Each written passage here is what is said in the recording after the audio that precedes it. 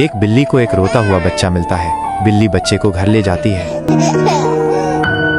बच्चे को भूख लगती है, लेकिन बिल्ली के पास पैसे नहीं होते।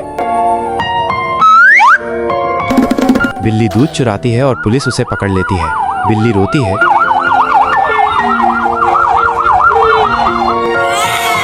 और पुलिस को सब बताती है। पुलिस भी रोने लगती है और बिल्ली को दूध देती है। बिल्ली बच्चे को दूध पिलाती है। अगर आप अपनी माँ से प्यार करते हो तो इस वीडियो को लाइक, शेयर और सब्सक्राइब जरूर करें।